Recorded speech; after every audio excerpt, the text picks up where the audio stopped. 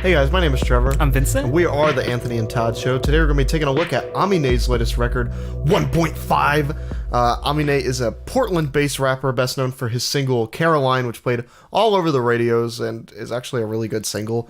And he was inducted into the XXL 2017 freshman class, mostly due in part to that single going completely viral. After that, he released his debut album, Good For You, in 2017, followed it up with a couple of singles like Campfire with Injury Reserve, which was actually a really good track. I'm very surprised that he worked with a group of that caliber.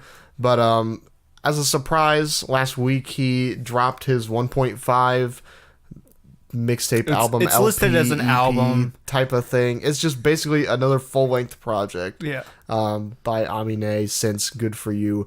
Completely out of the blue, just kind of dropped it one night, and here we are. Looking back at some previous work, Good For You was kind of mixed.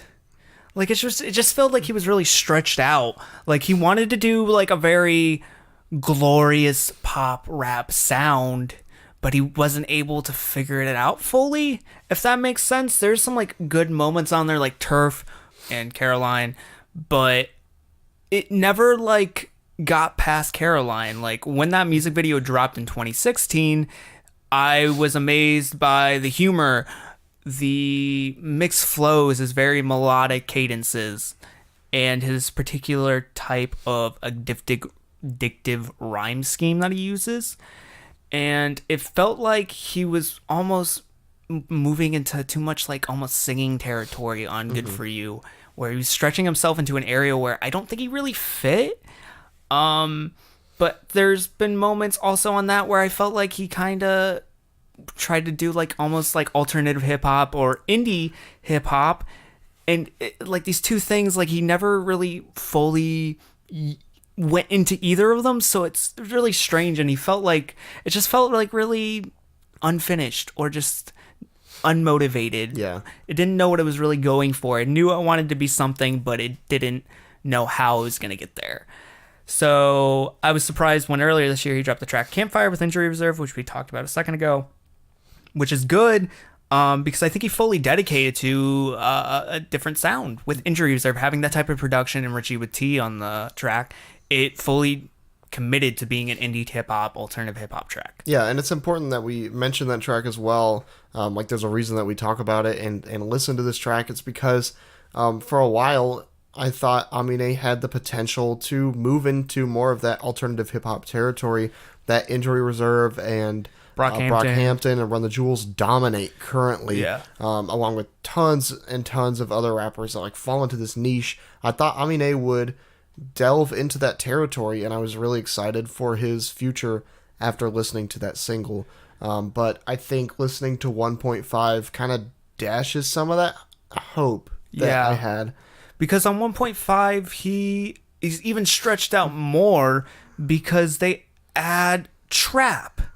This is a trap record for the most part. Like, not all the time thoroughly with its production, but with its almost like mantra and some of its ideas is very trap-esque. Yeah. He feels very forced toughness, if that makes sense, and that's never been his style. He's never been a guy to really puff up his chest. I know I use that term a lot, but he never has seemed like he needed to prove himself or have to prove himself. He's almost been himself. He's always felt like a very chill character that's not trying to compete with all these other rappers around his age, all the other freshman class members. I felt like he was never like trying to fight them or try to like step on their toes or anything. He always just seemed like a very chill figure. Yeah.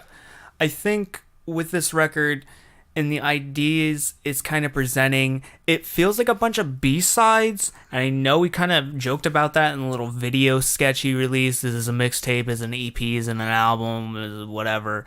But I think it essentially feels like B-sides or just like unfinished moments. Like, I was expecting another project from Aminé, not this year, maybe like next year or something like that, but I was expecting it to be kind of more Good For You, but maybe fully fledged out, or maybe he did something different. But I was not expecting him to kind of live up to the Double XL freshman name and kind of just be forgettable, if that makes sense. Because Double XL freshman is recently, especially with his class and the classes, 2016's class and 2018's class, have been trap artists for the most part. Yeah. Acts like 21 Savage and acts like Kodak Black and even like Little Uzi Vert and like emo rap kind of trap range. And with this record, he is just another one of those trap artists. Like there's no moments where I feel like he's fully dedicating himself to make something bigger than just kind of like a forgettable moment on this record. Even the best moments on this record, Dr. Whoever, Shut the Fuck Up 2, and Blackjack, are fine, but they aren't fully fledged. They seem really short, or they just seem unfinished, or there's certain aspects to them that I just don't think make for a full-fledged moment or a full-fledged song. Starting with Dr. Whoever, which is the opening to this album, I feel like he talks about a bunch of different things in the first verse, because the concept of this track is you're his therapist, the listener is his therapist, and he's essentially kind of just letting loose, which isn't unheard of. This concept has been done before, almost to death, but I think it's okay.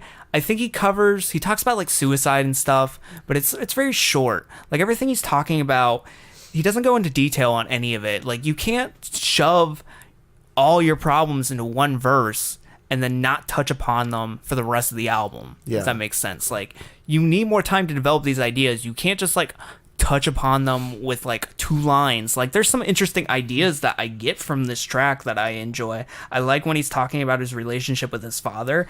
I think that's really cool. That was really, It's just like he's talking about how he hates that I left home and now the lawn is his to mow it. Just like I see that real stuff. I see that type of problem with just like kind of a lot with like parents and stuff. Like just hearing horror stories about it. It's just like empty nest syndrome, but even worse. Like now you're living their life and they're at the closing end of theirs, so it's like they are envious and jealous of you, which I think it's nice that he touched upon it, but it's not enough. Like he touched upon it in like 2 lines and it doesn't really work. I like when he's talking about kind of usefulness and talking about, I remember when losing my virginity was my only worry. I find that to be really funny. He's talking about rather learn about eating pussy for someone who actually knows how to eat pussy. Just like I find it to be funny, but it's not like full-fledged idea that you can cram into a verse. And then there's a nice little line that makes a reference to Atlanta, the TV show Donald Glover produces. And after we fuck, she want a picture with me. She got me feeling like Paperboy, but when I cry, I cry when she leaves. Yeah, I just think it's funny because Paperboy is kind of a figure, at least recently with the 2 seasons of Atlanta, has been like a figure that is representative, almost like the bad side of fame and how the come up is. And I think he mentions it, and it makes sense for that line to be there. But again, I wish there was a track on here, but he would talk about it. Going to the second half of Dr. Whoever, when the kicks come in and are really heavy, the whole entire time during this track, there's this nice vocal loop that's going on. Kind of reminds me a bit of I Thought About Killing You by Kanye West, Francis and Light. They have this own little thing going on that I think is cool, and a bunch of hi-hats. I think it's a nice, decent production, probably some of the better production, the most noticeable production on this, because a lot of the production on this is very just trap, just a bunch of drums. There's a lot of drums on this record and nothing really else. But going on the second half, I think it's more interesting to me personally, because I think he is able to show his flow, his melodic cadences better, and just able to like go off and have fun. But after that, after the first track, it just kind of goes into a slump. Like there really isn't anything here. You got Hiccup with Gunna. There's a synth on this track that I swear I've used in FL Studios before. I don't know if I actually used in a track before or not, but I've heard that synth before. Like it was very noticeable. I don't know. It's not a bad thing. It's just like I don't have that much music knowledge, and I'm able to identify what you're using. And it's just, I also talking about Gunna. Why is he like on what is the value that I was about to say? What is the value that everybody seems to find in Gunna as Travis of Scott, like last Young week Thug, or last Playboy, month? Gunna has been on like every single Major hip hop project in the past couple months, and I don't get like why he all of a Because sudden he's just blew up. He's just unneeded on this. Like I have never heard a Gunna feature that was like, this is worth my time. This is worth the feature. He was okay on Yosemite. I'll give him that. He was okay, but like he could have been still replaced didn't with care anyone for else it. by Travis Scott. I don't see like the uniqueness in Gunna's performances. I don't understand like why he's on every single track, you know. Like I just find Aminé's hook on this track just be like lost in like these Kid Cudi, Travis Scott influences, and he's just so unoriginal. And it just doesn't match that like synth. Yeah. It just feels like everything about this track just feels super flat from the synth that's being used to his performance to Gunna. It showed you that like this isn't going to be good for you part 2. It isn't going to be a continuation of the ideas on Campfire. It is just going to be kind of just throwaways. Going into Reel It In, which is just a rip-off production-wise with flutes and guitar of Big Shot by Kendrick Lamar and Travis Scott. It's essentially what it is. Has catchy hook, but everything about this track is just kind of like bland. It's mindless. It's not terrible, but it's just not. It's not. That's what present. I found like a lot of these tracks to be here is just not horrible. It's this album is not the worst thing I've heard this year. Not even close. But it's not even close to the best either. It's just in this weird area in the middle that's like it's not in the middle. It's like lower middle, I guess. Middle for hip hop. Yeah. It's just like bland tracks with bland production, and I think Aminé could be so much more than he is here, and he's just not showing it. Yeah. He's not showing his skills very well. And especially like this production does nothing for him in the same way that like we talked about Rico Nasty being charismatic and being an interesting performer, but she's not of a production that complements her style. And speaking of Rico Nasty, she's actually on one of these tracks. Yep. Later on. With Sugar Parents, she does a feature. It's just this stupid like vocal sample and drum loop, and like this is like towards the end of the album. I'm just like, why are all these tracks are so drum heavy? Because it doesn't really like work with Aminé. It isn't able to present them in this kind of like quirky, lively manner. It just makes them seem kind of like dead. Like Aminé has a personality that I think he is quirky, and he is overexpressive, not in a bad way, like not like overly emotional, but he's able to be overly expressive. This just makes him look like just a rigid individual that like you shouldn't be spending your time with because he has no like personality whatsoever. He's just flat.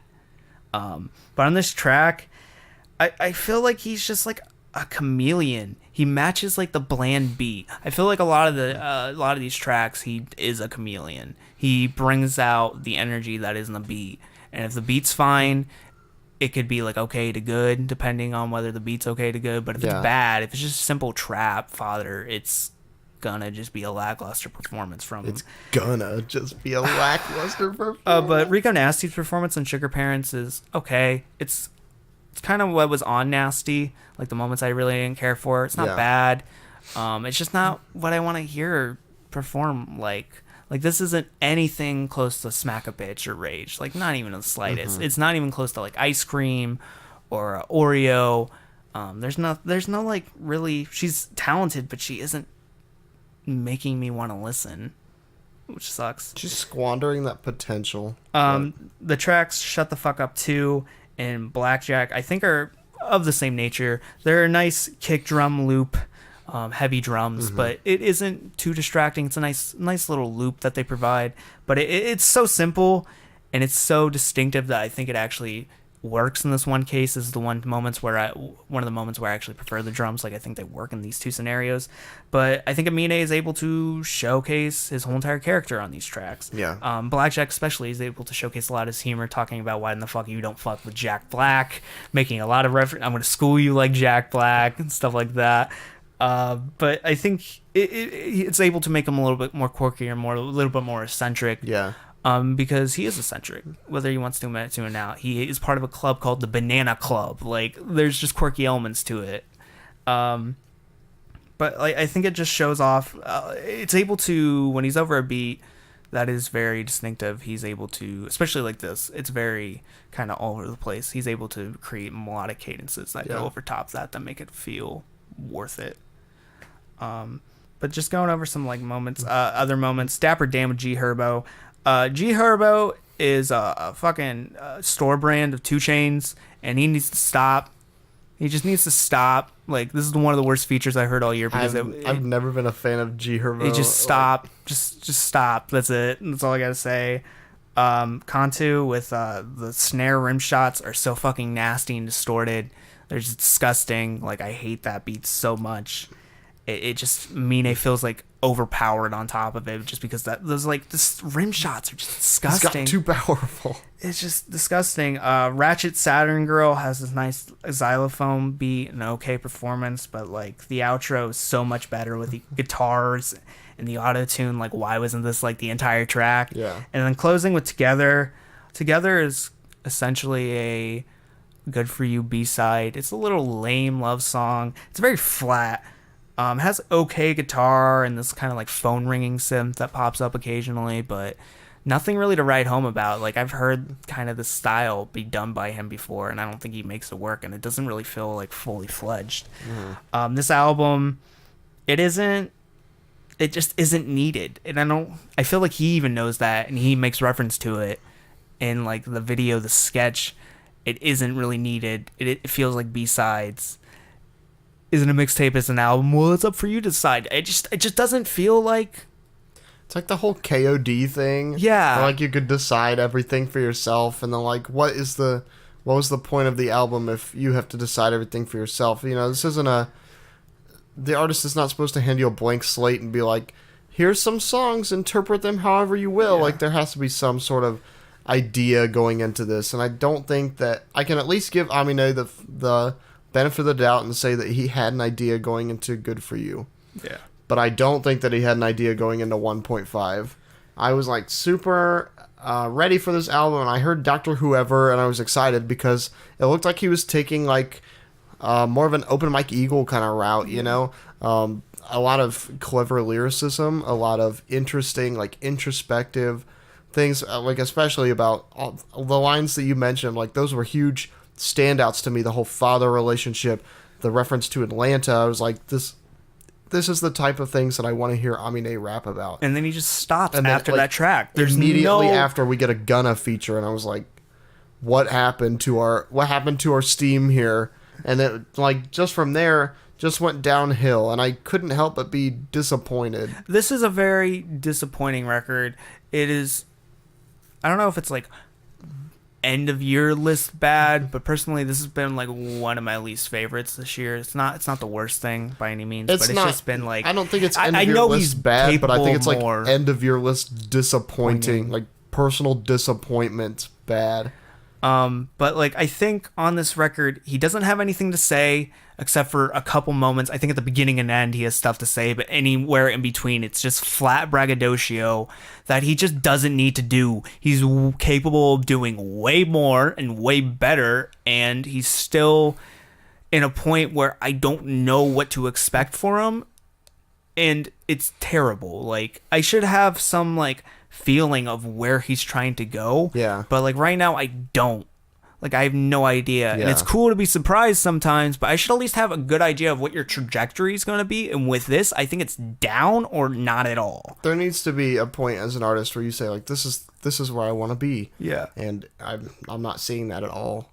It's just like, I don't know, where does he go for this? Make more trap, or make Good For You too, or collaborate with artists like Injury Reserve? Like, none of these like things that he's doing work with each other. Like, you can maybe make pop rap and like alternative hip hop work, but you can't make trap and that work unless you're being super experimental. Like, you can't combine all these weird things and expect them to work.